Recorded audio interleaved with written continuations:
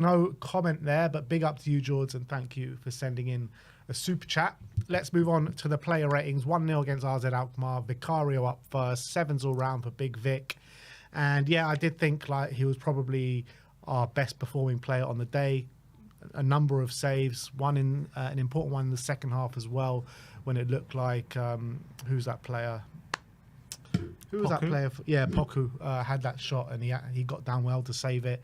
And yeah, I think if we had another keeper in goal, we could have lost this game by more than 1-0. Yeah, made some really crucial saves at crucial times. I think he was probably one of our, if not the best player for us again. Another really good display from him. This really good save from Parrott, made himself big when he was a one-on-one. Actually made a good save, I think, right at the beginning of the game from Parrott as well, when that was a decent opportunity. And then the save from Poku down to his right was probably the best of the bunch, which was he had to be really fast, get down to his right. Reminded me quite a lot of a save that Lloris used to make. He just collapses his body very quickly and gets down low.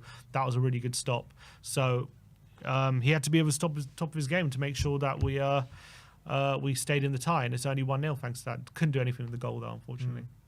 Jed Spence, 6s all round for Jed. A bit of an up and down game from Jed. I thought he was one of the only players just like being really aggressive, winning his duels and making himself a real nuisance. I thought at times he was working really well in the tight space and being able to drive out of the press.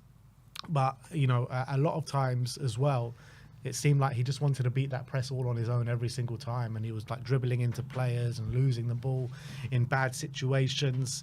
So I thought it was, I did think he was one of our better players, but still nowhere near kind of the levels that he's been over the last couple of weeks.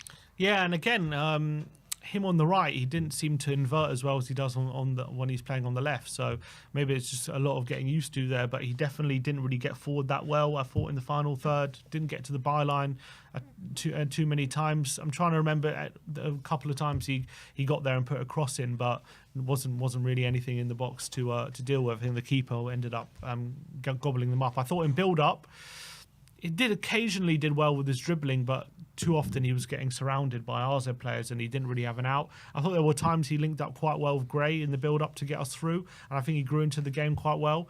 But yeah, it wasn't one of his better displays in recent weeks.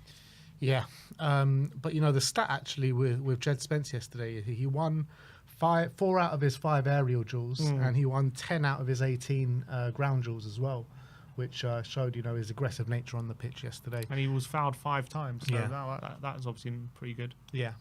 Archie Gray up next. Sim gives him a 5. I gave him a 6. I thought he did, a really good job for the team at times yesterday, particularly when he was defending. In his one-on-one defending, I was actually really impressed with him.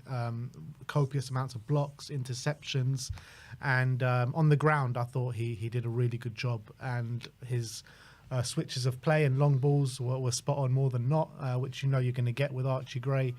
But Parrott did kind of dominate him in the air at times. Yeah, and I think that was definitely a bit of an Achilles heel in that first half, because a few times it went direct to him and he was able to flick it on and cause us quite a few problems, and they were able to get on the outside due to those flick-ons, and I thought Gray was really struggling with that aspect, but I thought he's still so composed on the ball. The couple of times he kind of dribbled his way out of trouble, got us up the pitch, very impressive. I thought some of his one-on-one defending as well up against Parrott was pretty good on the ground, but I did think aerially his struggles were apparent, and I think that did cause us a lot of issues actually, his aerial defending, and that's why I gave him a 5. Kevin Danso up next, him gives him a 6. I gave him a 5. I felt like Danso was the opposite of Archie Gray, where he was so dominant in the air, but on the ground was found wanting a bit more than not. And I felt like him on the left-hand side of the fence made it a bit awkward for him with his playing out the back, and he did a lot of misplaced passes that, the ball was just coming back straight away after that. So a bit disappointing and not up to the levels that, again, maybe he was last couple of weeks. Yeah, I thought defensively, obviously he got caught out by Parrott for that one-on-one, which he kept him on side. But apart from that, I thought when balls were coming into the area, he was doing quite well. I thought when Parrott was up against him, he was really dominant, and that really helped us. But yeah, I think positionally that he had a few issues when RZ were getting in behind us, and he wasn't picking up his man. He wasn't kind of in the right area. On the ball, he also did have some issues, especially he's trying to play his way out at the back. Again, him being on the left-hand side, you could see occasionally he would have some struggles kind of with the passing angles, always passing it maybe behind the fullback a bit instead of into feet. And I think the passing in towards like the strikers or midfield wasn't particularly impressive as well for large parts. So I thought defensively did quite well, but yeah, on the ball was polar opposite to Gray. Destiny Udogie up next. Him gives him a 5. I gave him a 4. I was really disappointed with Destiny last night on the left-hand side. Look, he did well in terms of the amount of times he could win duels, 7 out of 9 duels that he did win, but I just felt like defensively for the most part and offensively he was found wanting more than not. I felt like they were getting on the outside of Destiny and being able to get in crosses consistently and going up, charging up top. And what Destiny, when you see a Destiny in full flight being those bulldozer that can just bulldoze his way up the pitch and create attacks for us, we saw none of that yesterday.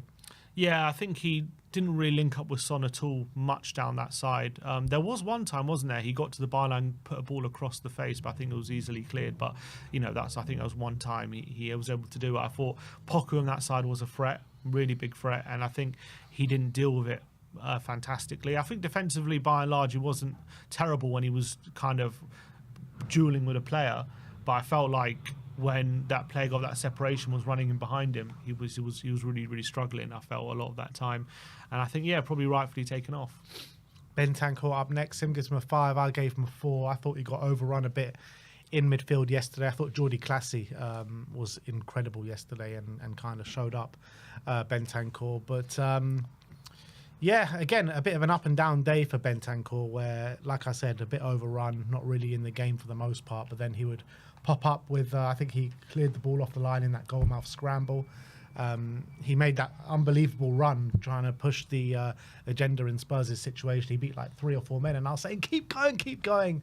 But then he passes it and the move kind of breaks down. But I felt like him trying to progress the ball up the pitch, he just couldn't do it on the night. I felt like, I think a lot of that was to do with some of the other players around him where he'd give the ball off to a Johnson or Son and they would immediately lose it and it would come back in, against us, and all of a sudden he's on the run and he's chasing players down. Led to a lot of holes. I thought individually it wasn't a terrible display from him. I think system-wise he definitely struggled. There are also some times where he should have really won a duel and he was coming out second best in a 50-50, and you can't be having that when you're in the 6th position. You have to be making sure that if it's a 50-50 it's your ball, and too often he wasn't doing that. But I did think his anticipation interceptions were pretty good. I thought on the ball I didn't have a massive problem with him. I thought he just did his job fine, but I think let down by some maybe not enough aggression off the ball, especially when he's dueling. And I think I think being overrun as well was a bit of a problem. Lucas Bergvall up next. 6s all round for Lucas. Obviously we lost 1-0 and the goal came from an own goal from Bergvall. Just sliced it, and you mentioned before he could try that 99 times out of 100 and it probably won't happen again, but it just loops over Vicario, loops over Jed Spence, who was on the line, and finds its way in the back of the net. So a really unfortunate situation for Bergvall, and Vicario goes straight up to him and says, it's all right, keep going. And very easy for a player of his age and where he's at in his career just to lose the plot after that and maybe lose yourself in that game. But I don't think he did that at all. I think actually it was the opposite effect, and he tried so hard to kind of bring the momentum in Spurs' favour. I almost felt like sometimes he was trying a bit too hard, but he was definitely one of our better performers on the pitch. He is so aggressive in the middle of the park, trying to win the ball back quite consistently. I just felt like on the ball, after he kept being really aggressive and winning the ball back, I just thought sometimes he was doing some heavy passes or some weak passes, and I just felt like maybe he was just trying to overdo it a bit yesterday. I think he was definitely one of our better players, but I think obviously he had one of the better moments of the game for us when he did a really good turn in the middle of the park, kind of strode forward close to the box, then they had a go from like 25 yards, which flashed wide. That was one of our only dangerous moments of the game, to be honest. But I thought a lot of the time in midfield, the way he glides past people and gets us up the pitch is very, very impressive. But again, I think off the ball lacks again a bit of discipline. I think he goes running after the ball too often, and it gets passed around, and it's too easy to deal with. I think that comes with maybe being a bit more smarter and a bit more experienced when to really push and do those kind of things. Obviously, a lot of it comes from Ange as well, who obviously gets him to run after people. So I think that's got as well to do the manager. But I think Bergvall, by and large, had a pretty decent game. I think on the ball, he was one of the only ones who was actually looking confident, looked to cut above the opposition. Whereas I think other midfielders were caught, didn't look that at all, and were a bit too anonymous. So I think good ball carrying, pretty decent passing, was pretty energetic, but wasn't his best display. Yeah. James Maddison up next, 4s all round, and we needed someone like Maddison to step up for us yesterday when, there was little to no chance creation on the pitch, and he was the chief creator, being the number 10, vice captain as well, and he needs to grab these games by the scruff of the neck, like he did in the home leg. He was brilliant in the home leg, or the home game in the group stages against RZ. He really knuckled down. He was hard to kind of get the ball off. He was driving us forward, and we saw none of that yesterday. And there were a couple of times, I think he drew about 4 or 5 fouls on the pitch yesterday, 3 of them coming in the opening 20 minutes or so. But after that, he just kind of vanished in the game and was pretty much a ghost for the majority of it. Yeah, I agree. I thought he looked at the beginning like he wanted to really make stuff happen, but then once you get to the second half, and I don't know whether there was an energy thing or what it was, but he just stopped impacting the game whatsoever. I think there was large parts of it. He was very anonymous. When he was getting the ball in the final third, very little kind of willingness to try things and force the issue. I think off the ball as well, when he was getting involved in a duel or something stuff like that, it wasn't too bad. But again, just wasn't helping out defensively. I think in our defensive third enough, and that caused a lot of kind of being outnumbered quite a bit in the midfield. But I think the biggest disappointment again, him in the final third, basically not really doing much, not looking for those balls in behind, not looking to create shots, not looking to take people on dangerous areas, and then that free kick summed him up really. That horrendous free kick. That'll go down in infamy. I think that free kick is one of the worst free kicks I've ever seen. It was such a great position to shoot, just bloody shoot. It looked like Son wasn't ready for it. I don't know what they were trying. It's weird because they both talk about the free kick, right? They both talk about it. They both know what they're doing, and then the execution, it looked like neither of them knew what they were doing. Yeah, I don't know if it was Son moved too early. I don't know if it was just Son's layoff was terrible, so it couldn't. It seemed like Maddison just moved too quickly for it. Or maybe Maddison moved. Maybe it was just a mishmash of everything, but whatever it was, absolute shambles. Yeah. Let's move on to Brennan Johnson. 3s all round for Brennan. Look, we speak about it consistently, saying if he's not scoring in the game, he's not really doing much else, and this was a key kind of example of that. He literally impacted nothing in the game yesterday. I don't remember him doing anything at all in a positive or negative manner. He was just a complete ghost. Yeah, he had one shot, didn't he? Which was not a great shot. It was on his left foot from like 25 yards or something. It was over the bar. Like it wasn't a great effort. Other than that, it was interesting when he was running at a player and he was going on the outside. Didn't look effective whatsoever. But there were a couple of occasions where he did get the ball and drove inside, and all of a sudden looked a bit more threatening, but again still wasn't able to kind of link up with anyone. I think he was well shackled by their fullback too often than not.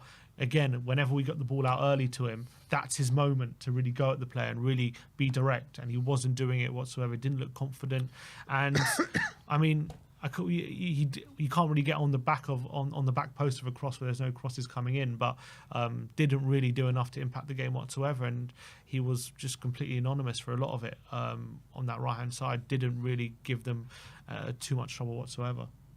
Sonny, 3s all round as well. He did have that one good opening, didn't he, when it looked like the defence was splitting and he had that opportunity to shoot and he got a shot off. But Sonny, like we say so many times this season, Sonny in top form probably polishes a chance like that off, Unfortunately didn't, and apart from that chance, he couldn't really, chances were just few and far between. Every time he got his opportunity to take on his man, seemed like he got tackled, and unfortunately he just couldn't make an impact in the game.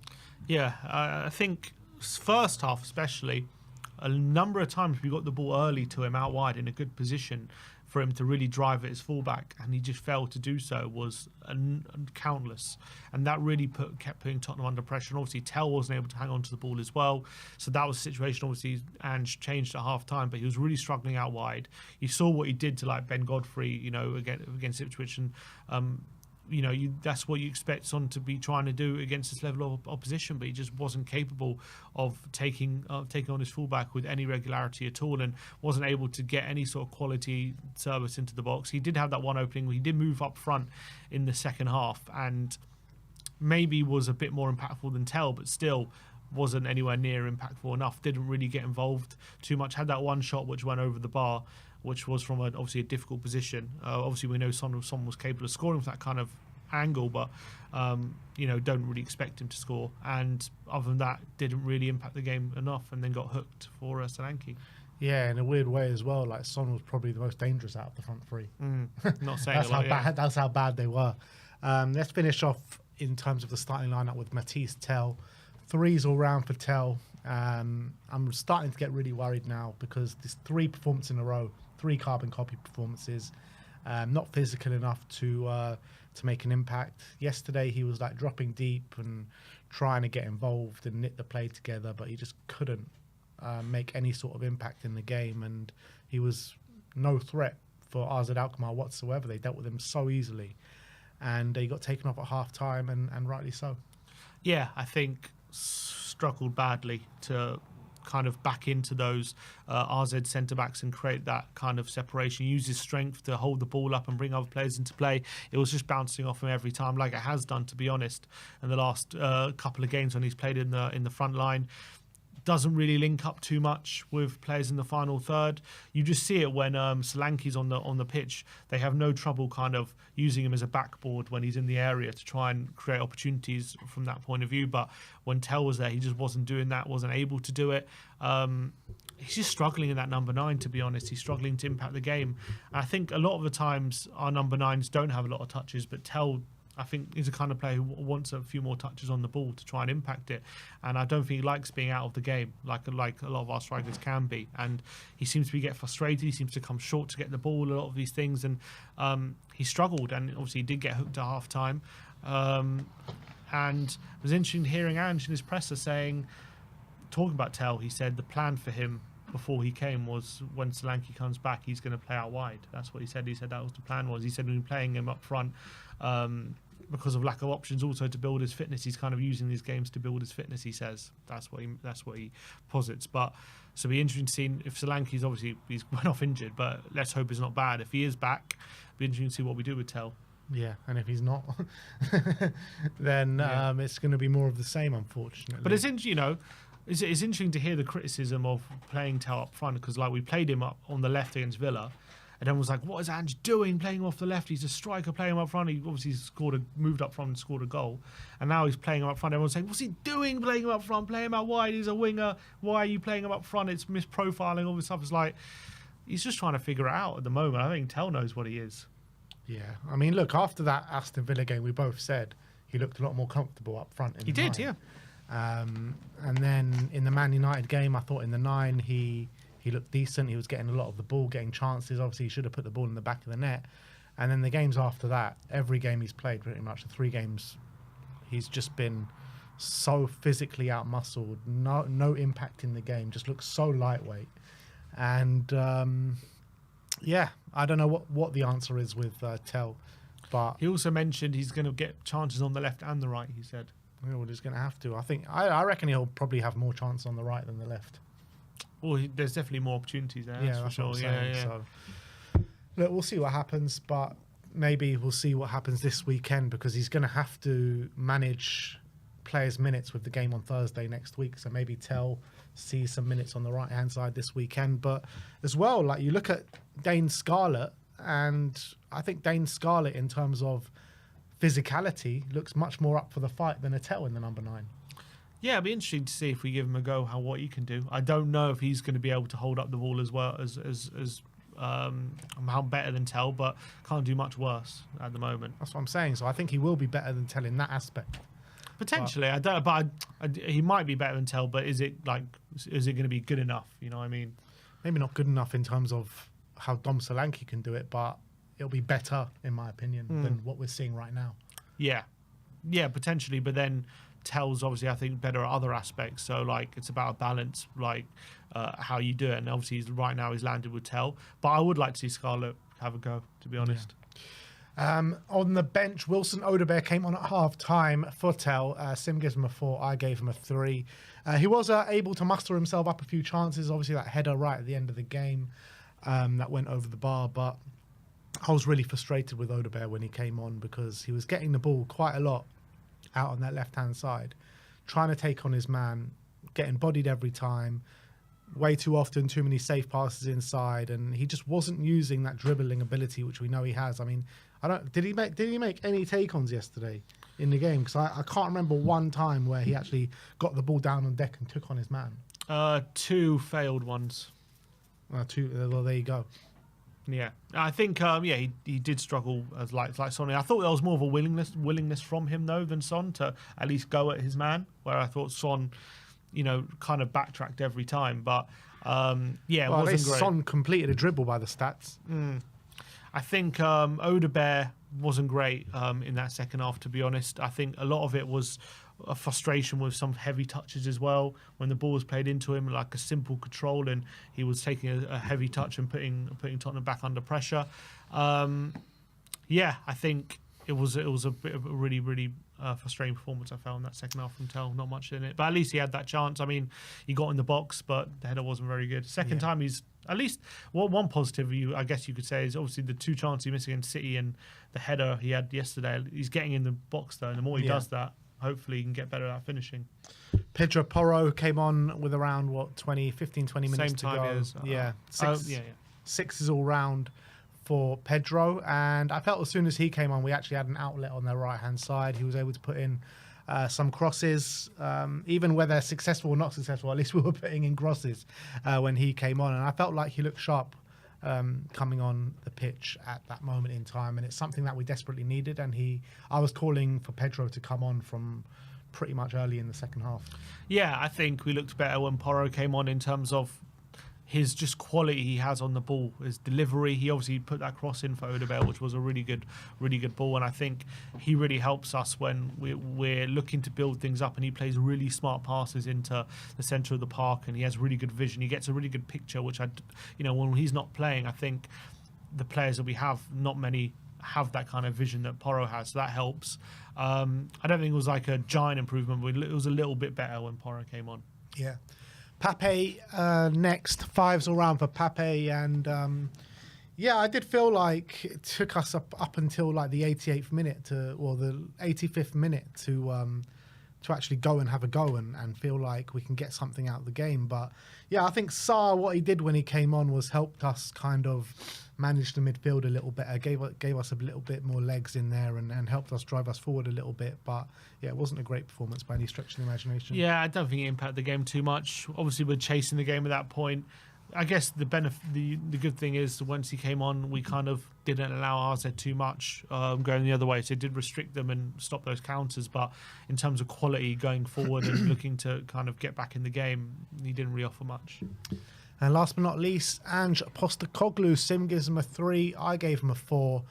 And you got to look at the application on the pitch. You got to look at these gutless displays that keep happening in big games. Villa out the cup, Liverpool out the cup, and now RZ in the first leg here, where in this particular one we should be stamping our authority against this opposition. Don't get me wrong, they're not a bad side, but they are one of the poorer teams that we are going to play if we are going to progress into the next few rounds of the Europa League. So he's got to figure out some way to motivate this team, which he's not able to do so at the moment.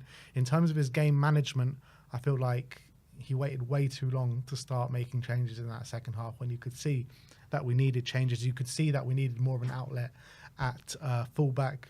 Pedro Porro came on in the 72nd, 73rd minute, but the game was crying out for him a long time before that. And I think he did well to take off Tell at half time, but we needed more at that moment in time. So I thought his game management was a bit poor yesterday. I think first of all, with the lineup, I didn't have too many problems with it. The only thing is I would have started Porro in this game and Spence at left back. That's probably what I would have done, but I wasn't massively annoyed with starting Spence and Udogie instead. But apart from that, I didn't have a big issue with the lineup. It was pretty much the best team we could play, to be honest. So it was our strongest team apart from Romero and Van der Ven. He claimed he looked at the pitch and decided he didn't want to risk them once he looked at the pitch. What did he say actually about the pitch after the game, aside from Romero and Van der Ven? Because a lot of people in the comments were coming out saying, "Oh, Ange's blaming the loss on the pitch." He said it was a difficult pitch. He said it was a difficult pitch, which he didn't say that's why we lost, but he said it was something that he didn't. He said the pitch wasn't in great condition. That's what he said. And I do think it was bobbling a lot, to be fair, having watched it. But I don't think that's the pitch is the pitch for both teams, right? Yeah, 100%. But obviously, if they got home advantage, they may be more used to it. But it's not an excuse. I think the fact we had 8 days to train for this game, we had our best 11 out, pretty much, our best 11 available on the pitch. As in, we chose our best team for this game, is what I'm trying to say. And the fact we had no shots on target as well is so disappointing. And I think definitely he has to take a lot of blame for that performance yesterday, because there's just no excuse for how we came into that game and how we played and how little chances we made. And that's something he's really got to sort out, because we're just looking like such a lack of creativity in the front line at times recently. It's really, really worrying. I think in terms of game management, he did leave it till the 70th minute, but it's not like there was a massive improvement. There was a bit of an improvement when Porro came on specifically, but obviously he brought Solanke on. I don't know if that was always the plan, to give him 20 minutes. Yeah, but whether it was a significant improvement when the players came on in the 72 minutes, when you're seeing what you're seeing in front of you, you need to do something. You need to act. You need to do something to change the momentum at half-time of the game. Yeah, one player, but we needed more than that, in my opinion. Yeah, I think obviously he did change it early at half time, but then he waited till I think the 70th minute to change the other players. I don't know if I wasn't really bothered by that, to be honest. I didn't see it making a massive difference how the game was going. It was more about how we were approaching that game in the final third. We had no clue. It wasn't about who was on the pitch, and I think he's got to take major responsibility for that first and foremost. And yeah, majorly critical of him after that game. Terrible. And the excuses now are completely running out for the manager, in my opinion. If we go out next week on Thursday night to RZ Alkmaar when we're favourites for this tournament, I think that will be that. We'll have no leg to stand on after that. Yeah, he's got one leg to stand on right now, and that leg is it's hanging by a thread right now. Are we going to do it? Are we going to beat him? I think we are. But it ain't going to be pretty. I can't see us going further than that, though. You think whoever we play next round, we're out? Yeah. I think if we play Ajax, I think we got a good chance. If it's Frankfurt, Ajax are losing. So. I know. I think Frankfurt are going to go through. That's what I'm saying. If it's Frankfurt, I don't know if we overcome that. We'll still be favourites, though. Yeah. But look, that is our player ratings. 1-0 loss against RZ Alkmaar. Let's go and see how the